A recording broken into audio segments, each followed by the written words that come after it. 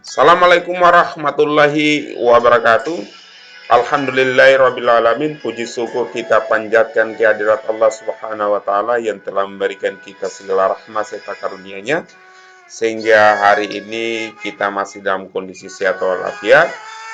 Kita juga patut bersyukur kita diberikan juga kasih sayang sehingga kita bisa melakukan segala kegiatan aktivitas kita seperti yang kita harapkan. Salawat dan salam kita aturkan kepada junjungan Nabi besar Muhammad sallallahu alaihi wasallam yang telah mengantarkan kita dari alam jahiliyah ke alam yang terang benderang. Hari ini saya akan membahas mengenai ideologi. Ideologi itu apa sebenarnya? Macam-macam ideologi dan lahirnya ideologi itu seperti apa? Saya akan mengutarakan lebih jauh mengenai ideologi yang nantinya kita akan masuk pada ideologi bangsa negara, dan ini penting sekali dipelajari agar kita mengetahui ideologi-ideologi yang ada di negara-negara di dunia, apakah itu baik atau tidak, cocok atau tidak, sehingga bisa kita melihat satu perbedaan antara ideologi satu dan ideologi yang lain. Konsep ideologi, istilah ideologi itu berasal dari kata idea yang artinya gagasan, konsep, pengertian dasar, cita-cita, sedangkan logos artinya ilmu. Jadi ideologi berasal dari dua kata, ada idea, ada logos. Idea itu adalah gagasan, bisa itu adalah cita-cita, di situ adalah impian, konsep, pengertian dasar. Logos itu bisa adalah ilmu atau pengetahuan, atau biasa disebut dengan science, knowledge. Sehingga ideologi itu bisa kita pahami sebagai ilmu yang membicarakan atau mengetengahkan tentang ide-ide, the science of ideas, atau ajaran tentang pengertian dasar. Dalam Kamus Besar Bahasa Indonesia, ideologi didefinisikan sebagai kumpulan konsep bersistem yang dijadikan asas berpendapat yang memberikan arah dan tujuan untuk kelangsungan hidup. Ideologi juga diartikan sebagai cara berpikir seseorang atau suatu golongan. Ideologi juga dapat diartikan dengan paham, teori, dan tujuan yang merupakan satu program sosial politik. Jadi di sini bisa kita lihat bahwa ideologi itu adalah satu sistem yang dimana untuk mengatur cara berpikir atau tujuan dalam sebuah politik yang biasa juga dipakai dalam sebuah negara. Selalu kita identikan bahwa ideologi itu selalu dipakai atau bersinggungan dengan negara atau bangsa itu sendiri. Seperti ideologi komunisme yang dipakai oleh Uni Soviet pada masanya, Rusia yang sekarang, dan China. Sedangkan ideologi kapitalisme itu arahnya atau kiblatnya di Amerika Serikat dan beberapa negara yang lainnya. Dan ideologi juga liberalisme juga ada juga di negara barat, Amerika juga. Ideologi Pancasila adalah ada di Indonesia. Itu adalah menurut para pakar. Sejarah konsep ideologi yang dapat ditelusuri jauh sebelum istilah tersebut digunakan Tracy dalam penghujung abad ke-18. Tracy menyebut ideologi sebagai science of ideas, yaitu suatu program yang diharapkan dapat membawa perubahan institusional bagi masyarakat Prancis. Jadi di sini jelas sekali bahwa ideologi itu selalu bersinggungan dengan negara. selalu bersinggungan dengan masyarakat yang lebih luas dalam sebuah negara atau bangsa itu sendiri. Ataupun membicarakan tentang institusional dalam sebuah negara. Namun Napoleon mengecam istilah ideologi yang dianggapnya suatu khayalan belaka yang tidak mempunyai arti praktis. Hal semacam itu hanya impian belaka yang tidak akan ditemukan dalam kenyataan. Jadi memang ideologi itu adalah satu cita-cita yang tinggi, yang luhur, dan karena luhurnya atau tingginya itu, sehingga dapat dikategorikan sebagai sesuatu yang utopia. Utopia itu artinya apa? Adalah sebuah angan-angan yang tinggi yang tidak akan bisa dicapai dalam kehidupan nyata. Oleh Napoleon menentang hal itu, bahwa ideologi harusnya ada dalam kehidupan sehari-hari, bisa dipraktekkan. Bukan hanya sebuah angan-angan yang tidak bisa dicapai, tapi ideologi harusnya bisa dipraktekkan dalam kehidupan sehari-hari. Niccolò Machiavelli yang lahir pada tahun 1460 dan meninggal 1520 merupakan pelopor yang membicarakan persoalan yang secara langsung berkaitan dengan fenomena ideologi. Machiavelli mengamati praktek politik para pangeran dan mengamati pula tingkah laku manusia dalam politik, meskipun ia tidak menggunakan istilah ideologi sama sekali. Ada 3 aspek dalam konsep ideologi yang dibahas Machiavelli, yaitu agama, kekuasaan, dan dominasi.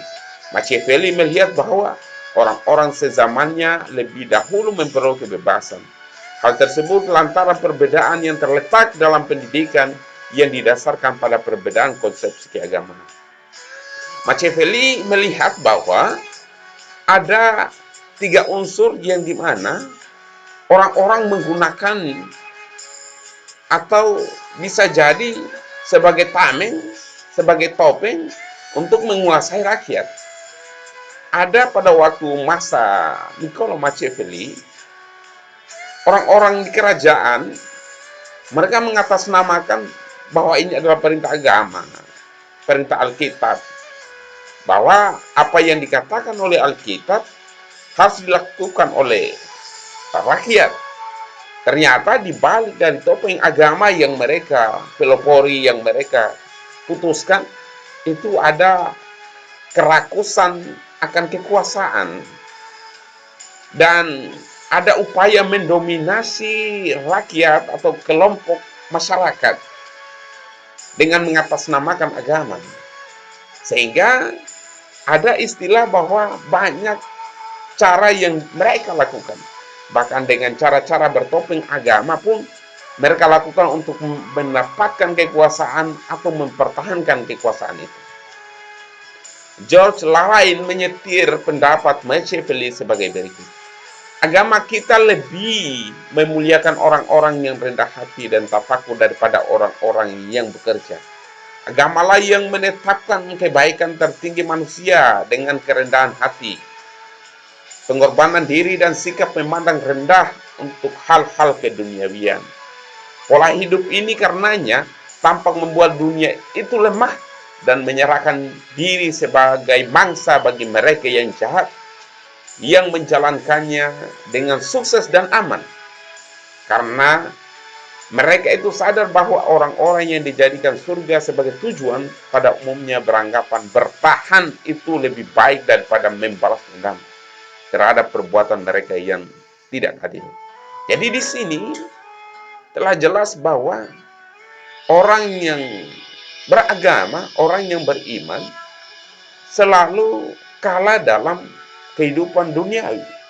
Sehingga orang-orang yang mementingkan pada kehidupan duniawi, mementingkan pada kehidupan kekuasaan, pada kedudukan, pada kehormatan duniawi, mereka melakukan berbagai kejahatan terhadap orang-orang yang beriman.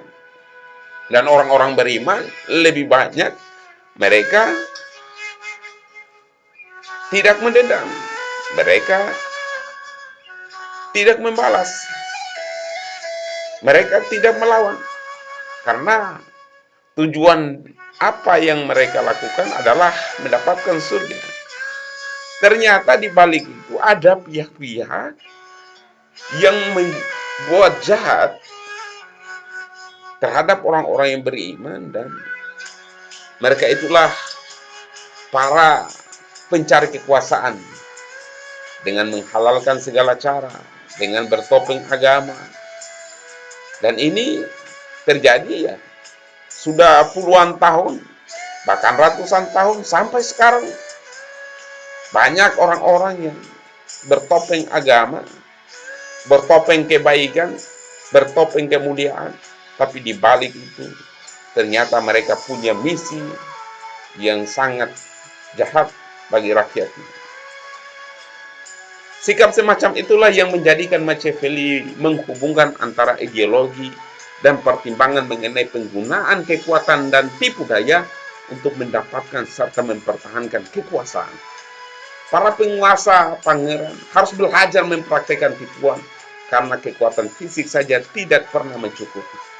Ia saja banyak para penguasa mempraktekkan tipu-menipu. Mereka mengumbar janji, mengumbar impian, yang itu adalah omong kosong. Tong kosong nyaring bunyinya, hanya pepesan kosong. Dan mereka mengutarakan apa yang mereka janjikan kepada rakyatnya. Dan rakyat terbuai dengan janji-janji itu. Apa yang terjadi? Ternyata setelah mereka berkuasa, itu hanyalah tipuan belaka. Memang tidak semuanya, tapi dalam penglihatan kita banyak yang tidak menepati janji, dan itu adalah tipuan. Oleh Niccolo Machiavelli itu melihat adalah bagian dari strategi untuk mendapatkan kekuasaan atau mempertahankan kekuasaan itu. Machiavelli menengarai bahwa hampir tidak ada orang yang berbudi, yang baik, yang memperoleh kekuasaan besar. Karena mereka orang-orang yang jujur. Sementara untuk mendapatkan kekuasaan itu dengan cara tipu-menipu. Hanya dengan menggunakan kekuatan yang terbuka dan tidak berkedok. Kekuasaan dapat dikerjakan dengan baik hanya dengan tipuan. Jelas di sini bahwa ternyata tipu-menipu itu banyak dilakukan untuk mendapatkan atau mempertahankan kekuasaan. Machiavelli melanjutkan analisisnya tentang kekuasaan dengan mengatakan bahwa meskipun menjalankan kekuasaan memerlukan kualifikasi yang baik seperti menepati janji, belas kasihan, dan tulus, penguasa tidak perlu memiliki semua persyaratan itu. Tetapi dia harus nampak seakan-akan menepati janji, seakan-akan berbelas kasihan, seakan-akan orangnya tulus, orangnya ikhlas, yang secara meyakinkan memiliki kesemuanya itu. Padahal itu bohong. Ungkapan Machiavelli tersebut dikenal dengan istilah adagium, tujuan menghalalkan segala macam cara untuk mendapatkan kekuasaan. Marx melanjutkan dan mengembangkan konsep ideologi Machiavelli yang menonjolkan perbedaan antara penampilan dan realita dalam pengertian baru. Ideologi bagi Marx tidak timbul sebagai penemuan yang memutar balik fakta atau realita, dan juga tidak sebagai hasil dan realita yang secara objektif gelap kabur yang menipu kesadaran pasif.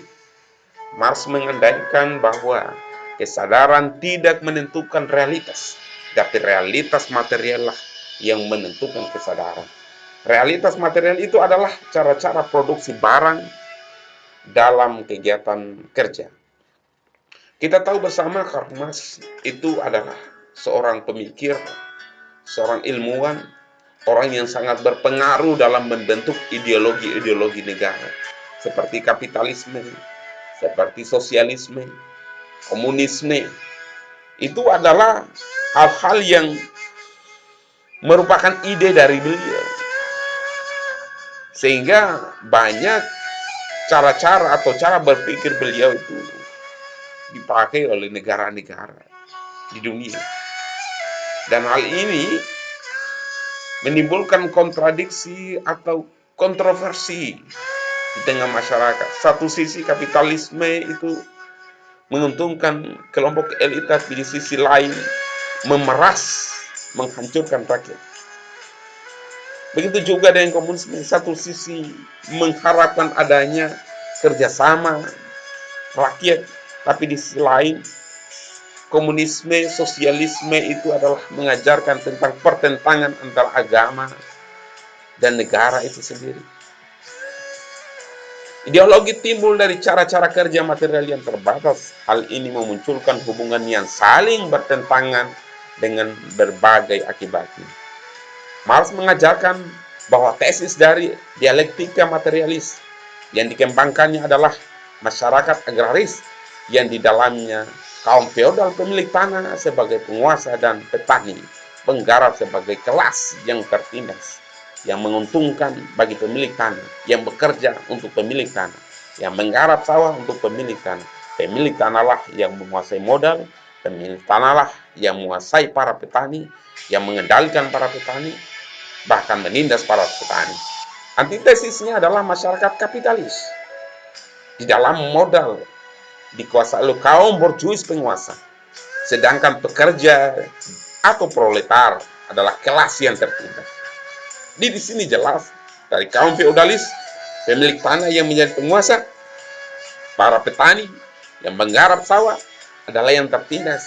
Begitu juga di masyarakat kapitalis, orang yang mempunyai uang, mempunyai kapital yang banyak, itulah yang menjadi penguasa, sedangkan para pekerja proletar adalah kelas yang tertindas. Sintesisnya adalah di dalam masyarakat komunis tidak ada lagi kelas penguasa atau feodal borjuis dan yang dikuasai atau proletar. Inilah yang dikatakan bahwa boleh jadi ideologi itu adalah angan-angan, karena dalam prakteknya itu tidak ada. Gitu. Ya, kalau kita sudah berbicara tentang masyarakat komunis, itu ya boleh jadi adalah komunis yang semu, karena di balik itu ada kapitalis. Ya kita lihat saja di negara yang menganut komunis seperti Cina, ternyata adalah kapitalis juga. Ideologi-ideologi yang ada di dunia itu ada yang disebut dengan kapitalisme. Kapitalisme itu apa? Ya, awal atau dasar dari kata kapitalisme itu adalah kapital. Di mana kapitalisme itu adalah paham yang melihat atau memandang bahwa orang-orang yang mempunyai kekuasaan itu adalah orang yang mempunyai duit, yang mempunyai modal, yang mempunyai uang. Orang yang tidak mempunyai uang itu adalah orang yang tidak akan berkuasa. Oleh karena itu, dalam sistem kapitalisme menghendaki kepada semua orang yang ada sebuah negara sebanyak-banyaknya mencari kekuasaan, mencari harta, mencari uang, sebanyak-banyaknya mengumpulkan itu agar mereka menjadi penguasa. Kapitalisme adalah sistem perekonomian yang memberikan kebebasan secara penuh pada setiap orang untuk melaksanakan kegiatan perekonomian. Tapi di balik itu kapitalisme ternyata memeras rakyatnya. Kapitalisme ternyata menghancurkan rakyatnya dan memperkaya orang-orang yang mempunyai modal. Dalam arti lain bahwa kapitalisme menciptakan yang kaya semakin kaya, yang miskin semakin melarat. Kapitalisme mengajarkan tentang siapa yang berkuasa itulah yang mempunyai uang. Yang mempunyai uanglah yang berkuasa. Orang yang tidak mempunyai uang, mereka akan menjadi rakyat jelata. Orang yang mempunyai uang, mereka lah yang menjadi penguasa, menjadi kepala daerah, menjadi presiden, menjadi anggota DPR. Mereka berpotensi besar menjadi penguasa karena kapital yang mereka miliki. Yang kedua adalah liberalisme. Liberalisme itu berasal dari dua kata, ada liberal dan isme, adalah paham yang dimana Mereka menganggap kebebasan individu itu sangat penting untuk disuarakan, sangat penting untuk direalisasikan. Sehingga liberalisme itu dipandang sebagai sebuah ideologi atau pandangan filsafat atau tradisi politik yang didasarkan pada pemahaman bahwa kebebasan dan persamaan hak adalah nilai politik yang utama. Secara umum, liberalisme mencita-citakan suatu masyarakat yang bebas, dicirikan dengan kebebasan berpikir bagi para individu. Di sini katakan bahwa liberalisme itu adalah menghendaki adanya kebebasan setiap individu. Aliran, paham, atau ideologi ini yang bisa mengancam eksistensi sosial, yang bisa mengancam masyarakat, kebebasan yang dimana menghendaki adanya kepentingan pribadi. Kita lihat saja sekarang, banyak orang di tetangganya sakit, di tetangganya melarat, mereka tidak makan. Tapi tetangga yang lainnya tidak mengetahui. Ternyata di tetangganya itu ada kelaparan.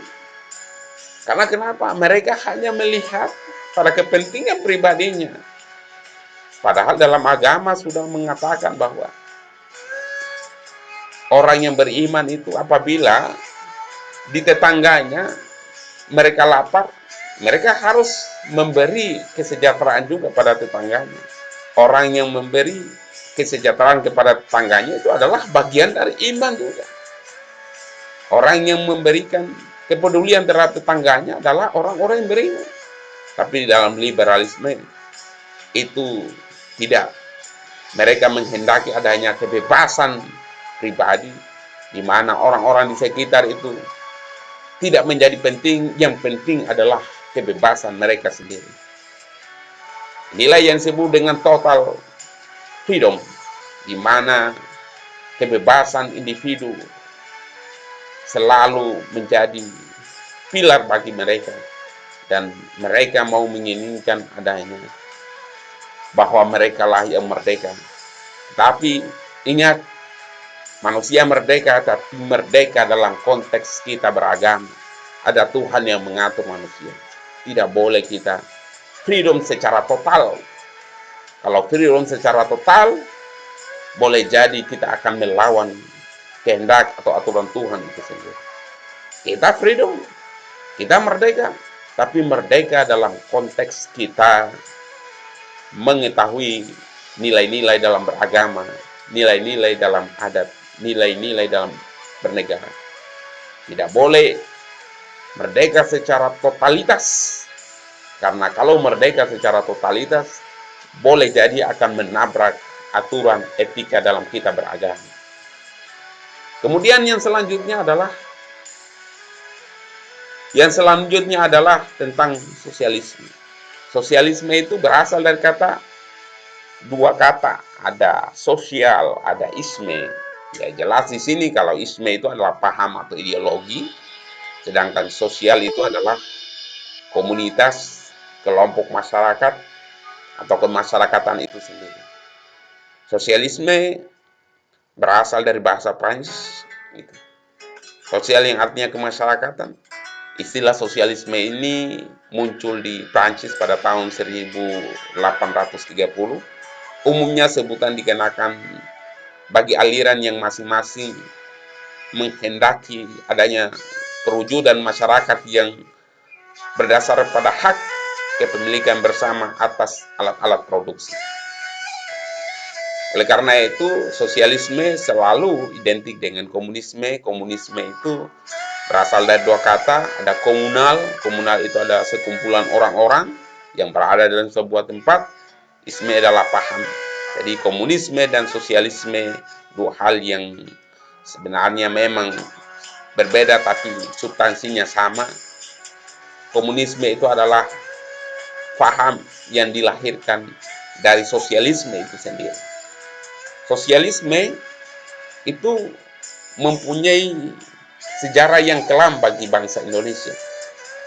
di mana pada masa itu adalah PKI banyak membunuh jenderal-jenderal, banyak membunuh para ulama, karena mereka menganggap bahwa agama itu candu.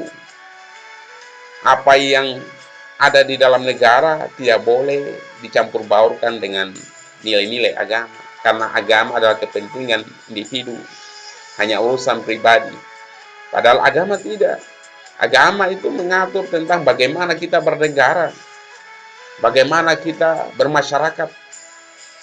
Oleh karena itu agama lahir bukan hanya mengatur pada pribadi, tapi kepentingan sosial juga, kepentingan negara juga. Tetapi kalau sosialisme ini selalu menentang adanya agama. Orang-orang yang menentang agama dan menganggap agama adalah penghambat dalam bernegara, itu adalah orang-orang yang sosialisme. Satu sisi paham ini menghendaki adanya gotong royong, kerjasama bagi masyarakat. Tapi sisi lain ternyata menganggap bahwa agama itu yang menghambat proses dalam bernegara. Inilah kelemahan dari sosialisme dan menimbulkan satu kecaman bagi masyarakat yang beriman, yang beragama, bahwa sosialisme itu tidak boleh dipraktekkan dalam bernegara karena menghancurkan agama-agama masyarakat dan menganggap agama itu adalah yang dinomorduakan. Selanjutnya adalah Pancasila. Adalah ideologi yang dipakai di negara Indonesia. Pancasila ini sudah terbukti merekatkan persatuan antar berbagai suku, antar berbagai agama, Bhinneka Tunggal Ika, meskipun kita berbeda-beda tetapi satu tujuan dalam kita bernegara. Kita berbeda agama, kita satu tujuan. Kita berbeda suku, satu tujuan, bagaimana menjaga negara kita agar tetap utuh, agar tetap lestari. Kita boleh beragama dengan agama kita yang berbeda-beda, tetapi kita harus toleran. Silakan kalian beragama, beribadah sesuai dengan keyakinan dan ajaran kalian. Kita tidak boleh saling menghina Tuhan kita masing-masing. Karena Tuhan itu urusan Anda. Lakum dinukum waliyadin. Agamamu adalah agamamu, agamaku adalah agamaku, keyakinanmu adalah keyakinanmu, keyakinanku adalah keyakinanmu. Di dalam nilai Pancasila ada 5 sila yang menjadi pilar bahwa kita harus bernegara dengan baik. Yang pertama adalah ketuhanan yang Maha Esa. Pancasila adalah antitesis lawan dari komunisme, di mana komunisme tidak menghendaki adanya Tuhan dalam bernegara. Tetapi Pancasila menghendaki pada sila pertama dan utama adalah ketuhanan yang Maha Esa. Artinya negara Indonesia adalah negara yang berketuhanan, negara yang mengakui adanya Tuhan, bukan negara yang menentang Tuhan, bukan negara yang menjauhi ajaran agama. Tapi Indonesia adalah negara yang berketuhanan, yang di dalam pengelolaan negaranya menggunakan prinsip-prinsip berketuhanan. Kemudian yang kedua adalah kemanusiaan yang adil dan beradab. Dalam Pancasila mengajarkan tentang manusia yang adil. Bagaimana kita berlaku adil dengan kelompok lain. Janganlah kita benci kebenciannya kita terhadap kelompok lain sehingga kita tidak berbuat adil. Pancasila mengajarkan tentang adab, berlaku yang baik, bagaimana kita beradab yang baik sebagai warga negara, bagaimana kita beradab yang baik sebagai orang beragama, sebagai anak, sebagai orang tua, harus mempunyai adab. Orang yang tidak mempunyai adab bisa jadi adalah orang yang tidak Pancasilais, orang yang koruptor, penjahat, orang narkoba adalah tidak Pancasilais. Orang yang menjadi provokator bukan Pancasilais. Karena orang Pancasilais adalah orang yang mempersatukan rakyat Indonesia. Sila yang ketiga adalah persatuan Indonesia. Dan sila keempat adalah kerakyatan yang dipimpin oleh hikmat kebijaksanaan dalam permusyawaratan perwakilan. Di sini setiap keputusan, setiap permasalahan harus diputuskan secara musyawarah. Yang dikedepankan adalah musyawarah, bukan voting, bukan mencari siapa yang banyak, tapi mana yang paling baik dalam sebuah keputusan. Kemudian yang kelima adalah keadilan sosial bagi seluruh rakyat Indonesia. Pancasila menghendaki bukan kebebasan pribadi atau kepentingan pribadi yang dikejar, tapi yang dikejar adalah kepentingan sosial juga. Ada kepentingan Tuhan, hubungan kita dengan Tuhan, ada hubungan kita dengan masyarakat. Hablum minallah, hablum minannas. Itulah yang diajarkan dalam Pancasila. Semoga dengan video ini dapat memberikan edukasi bagi kita semuanya. Billahi taufiq wal hidayah. Assalamualaikum warahmatullahi wabarakatuh.